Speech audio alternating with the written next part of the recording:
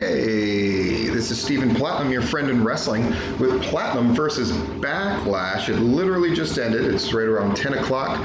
So take out the pre-show, and it was a 2-hour show. Ironic that it's going to be far less, that's not really irony actually, but it's going to be less of a length than Raw tomorrow night, which will be, I don't know if it'll be harder to get through. I will say my initial thoughts right off the bat. The main event completely worked. The extra production and the camera angles and the commentary, and there was only one camera shot that I found really goofy, and that was the shot of Edge's face as he was about to get DDT'd. But I thought that match really lived up to advanced billing, if that was even possible to do with how they had set it up. It was really fantastic. I'm going to go into that more when we get to that match. I'm going to talk briefly about the pre-show. Jeff Hardy versus Sheamus, which I thought was effective for what it was. Sheamus goes over with a brogue kick. Then we have advertisement for Edge versus Orton, Miz and Morrison against Strowman that are coming up. We had the women's tag match, which you would have loved to see on the card proper. I guess it kind of was. I don't know. It's just weird what they consider, like, now we're starting the show and now we're not. It was great to see Sasha and Bayley go over. It's great to see what's happened with women's wrestling. I know there's a lot of criticism of Charlotte being all over the place. She's definitely great. She's the best one going today. There's no doubt about that. But yeah, Charlotte, bit of overkill. So it's nice to see other people getting the due and getting to showcase themselves. Then we have Asuka against Nia Jax. The story of Asuka applying various submissions to wear down Nia Jax I thought was really effective. Nia Jax seemed to be making a conscious effort to not hurt Asuka, which made some of the stuff not look effective and actually made it look a little more wonky. And then the double countout finish sucks. But, you know, if you realize that these pay-per-views are not pay-per-views anymore. They're not. They're set-up shows. They are what they are. So that's disappointing. Though I remember commenting and thinking to myself that, you know, AEW, which always gives a finish, in the long run, it just looks better.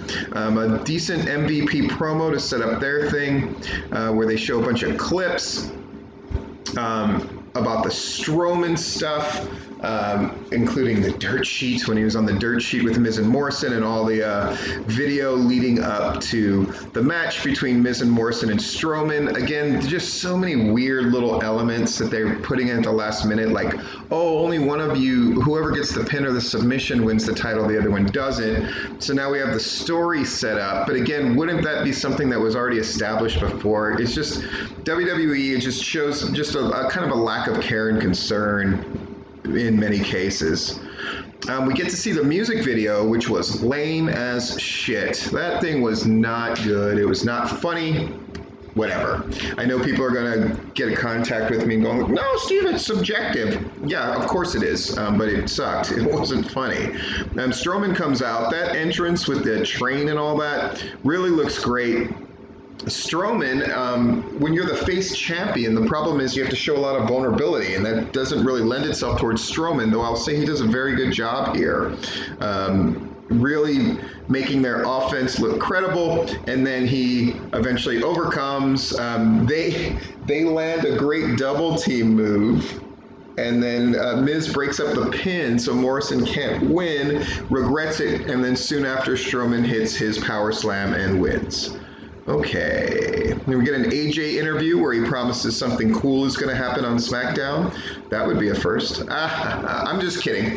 I actually watched SmackDown right before Backlash, and because I wanted to see the AJ Styles Bryan Danielson match, Daniel Bryan match. Excuse me, I'm old. And it was phenomenal. And I could see why the person I was watching with goes, why didn't they put this on the pay-per-view? I'm like, because they got to keep everything away from Edge and Orton. And that was really the theme of this show. We're going to give you a very lackluster show, or a show that has nothing to do with good wrestling, to really let it shine. I was mentioning to some friends of mine that it reminded me of Hogan's first pay-per-view match in WCW, where they had heels go over throughout the card so Hogan could shine in the main. And that seemed to be all hands on deck to make sure that nothing was going to take away from the main event. And then we have another title match. So you have your two main event title match type of things happening on the second and third position, essentially. It's Lashley and Drew. They've done a great job building this thing, though again, it's going to suffer from the foregone conclusion match, right? You just can't imagine Lashley winning. Though they do a good job making you think he might. And I thought the plan to have him attack with the full Nelson before the match was really strong. Samoa Joe was on fire on commentary whenever he was around. He was just really great. He was talking about the benefit of having MVP there versus having Lana there. It's really good. The Kimura from underneath when Drew was on the bottom, I thought was really cool. And then Lana shows up and everything goes bad and get hit with the Claymore, and that's it. Now they're putting over the Claymore as the most devastating move in wrestling right now, which is probably smart, and it's a good tool for Drew. Since both champions, being Strowman and Drew, who are strangely babyface champions that are way bigger than usually the guys that they wrestle, so they're in this sort of weird position where they have to find ways to put themselves in peril and vulnerable until they win at the last minute. It's going to be strange seeing the two huge champions that are babyfaces booked in this way. We're going to see how quickly that gets to wearing on people's nerves. Then we get Viking Raiders against Street Profits. This was dog shit. God, it was bad. I felt like I was being possessed by the spirit of Jim Cornette when I was watching this. Keep in mind, I'm a soft touch when it comes to wrestling. I'm generally very generous, I guess is to put it, because I appreciate going for stuff and trying stuff out. And I would say I'd rather watch a crash and burn than a whimper. But this was a crash and burn. It was not funny.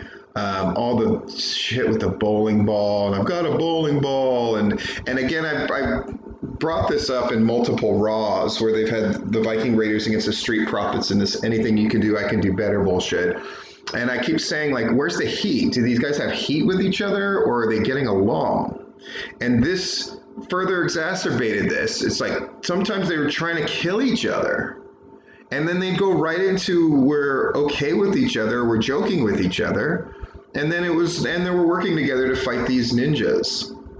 The ninja fight, embarrassingly bad. As somebody who adored and grew up with kung fu movies and samurai flicks and chop sake stuff, this was a really terrible tribute. Or a friend of mine said this best. This was like 20 years ago he said this, and it stuck in my head. He was like, you should do everything that's a parody is best when it's an homage, when it's done so well. That's the best kind of parody. And I was like, and that really stuck with me. And everything that they were trying to allude to or make fun of or make reference to or parody was not great. And they constantly referred back to their own videos. I guess they had to get mileage out of those pieces of shit. So they could conceivably clue people in who perhaps will only watch the pay-per-views. The dumpster thing with the Star Wars was garbage. God, that was fucking dumb. And then we just get sort of announced, oh, there's going to be no tag match. And then they go into, oh, and Apollo Crews, that title defense happened earlier and he won because Kevin Owens helped him. What? Okay. Now we get an Orton Edge. I'm not going to over talk about this thing because I'm sure lots of people are going to talk about it, and rightfully so. Is it the greatest match of all time? Likely not, but I'll say this. It allows itself to be entertained in the conversation. I'll say this also. It is the greatest wrestling match that has happened in the COVID post-produced wrestling match era. I think it's better than Boneyard. I think it's better than Firefly Funhouse, and it's certainly better than whatever Money in the Bank was, and whatever this fucking Street Profits bullshit was. So that you might be saying I'm damning them with faint praise, but no, I think they're really figuring out the camera shot thing. They're figuring out how to get in noise. how to get the proper reaction shots from the crowd. So on that end, on the production end, it's phenomenal. But the way the match was structured, I thought was very smart. I thought that they did a very subtle thing, which is all of those finishers by former WWE greats. You know, you'd rock bottoms and angle slams and all that kind of stuff. And I remember thinking this was a great way for them to get around the problem. Like, you know, when Cena and Rock wrestled each other a couple of times and they had to end up like getting out of FUs 5 million times and rock bottoms and countering, or when you'd have the Stone Cold Rock matches. I think they did 3 at WrestleManias, and then you just end up seeing like stunner and rock bottom counters back and forth. Instead, the guys did 2 things by doing other people's finishers, like pedigrees and stuff like that. They got this sort of false finish effect that they were looking for, but then they also subtly, or perhaps not so subtly, implied, see, all of these guys aren't good enough to put each other away. Ultimately, it's going to come down to the 2 of us. So that's a subtle wink, wink, nudge, nudge that they're superior to the people that they're invoking. And I appreciate those little touches. The structure of the match, I thought worked really well. The length was proper. It felt epic. And then going with a fighting spirit type of psychology at the end where Edge is fighting out of multiple RKOs, but then finally succumbs to the boot to the head was the proper way to end this match. And hopefully for the rubber match, which I assume is going to happen betwixt Edge and Orton, since the next one's Extreme Rules, I would assume something crazy is going to happen there, Hell in the Cell or whatever. I will say I hope they do not go to a non-wrestler, anything you can do, I can do better format that the Viking Raiders and the Street Profits just did, because that thing was as fucking horrible as the main event was great. This has been Platinum versus Backlash, and I'm Stephen Platinum, your friend in wrestling.